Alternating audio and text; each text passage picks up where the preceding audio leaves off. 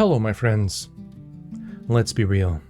Getting that perfect, beautiful glass-like shine on your tumbled rocks can be a little bit frustrating. You could follow all the steps, use all the right grits, and still end up with a hazy finish that looks a little bit bleh. It's a real common problem too. And lately, a bunch of you have been reaching out in the comments and in messages asking me about one product in particular. National Geographic released a product called GemFoam, claiming it delivers an unprecedented shine to tumbled rocks. It's a unique patent-pending foam that you can use as a final step. But the real question is, does it actually work, and is it worth the time and money? Today, here in my Southwest studio, I'm putting it to the test. We're going to walk through the process together, and I'll show you exactly what happens. And at the end, I'll give you my honest take on whether GemFoam is a secret weapon for shine or just a waste of your money.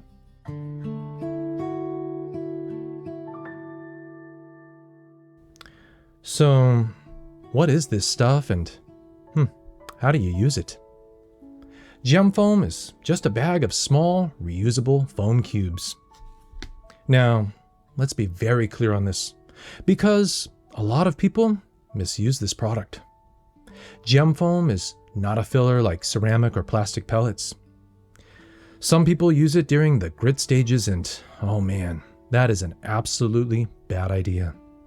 You'll never be able to get rid of the grit out of those foam sponges, and this will just contaminate your future batches and ruin that final beautiful polish. This product is only useful for the final burnishing stage after the main polish is done. You only use it on rocks that have already been tumbled through coarse, medium, fine, and a final polish like aluminum oxide or cerium oxide. The process is really simple. You start with your fully polished rocks, and this is absolutely critical. They have to be spotlessly clean. You've got to make sure there's zero leftover polish on the rocks or in your tumbler barrel. Any of that contamination is just going to wreck that final beautiful polish. National Geographic also recommends tumbling for up to 3 days. After the cycle is done, you just rinse off the rocks and the foam, and there it is. The kit even comes with this nice little mesh bag to store the foam cubes. National Geographic also says it's reusable for up to 6 polishing cycles. But that's only if you stick with using it for burnishing only, and don't deviate from its intended use.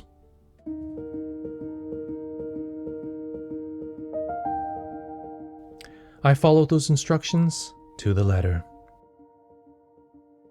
I took a batch of jasper that I'd already run through all 4 standard grit stages, including a final aluminum oxide polish.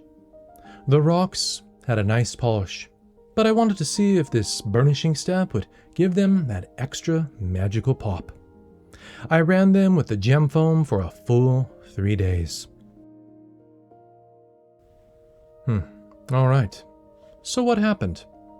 The results are really interesting. The GemFoam absolutely added some shine.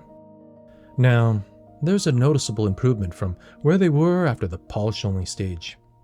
The rocks came out with a smooth, satin-like luster. They look just beautiful.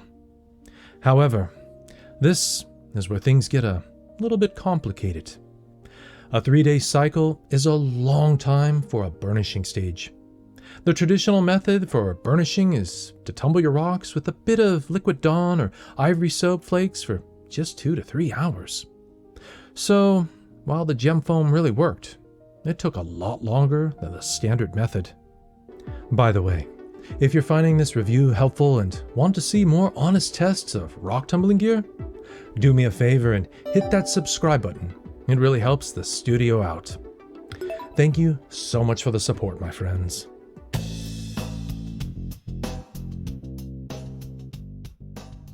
So, here's the big question. Should you spend your money on GemFoam?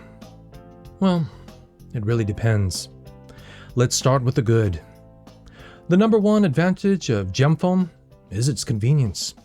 It is incredibly easy to use, and it's reusable, and it's pretty clean. You don't have to deal with any messy soap slurry. If you're a casual hobbyist, this can be a pretty tempting product. Now, for the downsides. The main drawback for me is its time. It takes a whole extra 3 days. 3 days to get the same similar results you can get with burnishing with soap in just a few hours. That is a significant difference. Then, you also have the cost. This stuff isn't cheap. And it can only be reused so many times before it breaks down.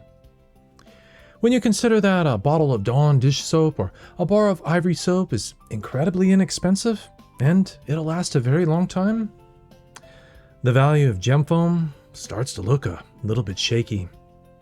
Some experienced tumblers on various forums have even called this a gimmick that doesn't really offer any real advantages.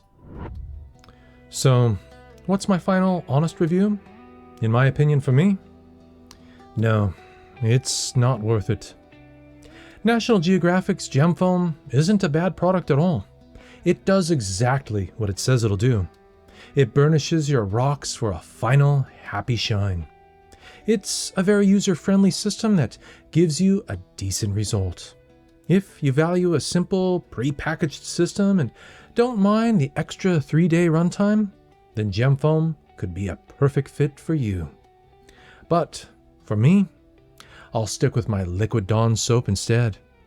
It's faster, far more cheaper, and it gives that beautiful, fantastic result. GemFoam is a product that has its advantages and disadvantages, but ultimately, it's a very expensive and a time-consuming solution to a problem that can be solved in a couple of hours with just a drop of soap.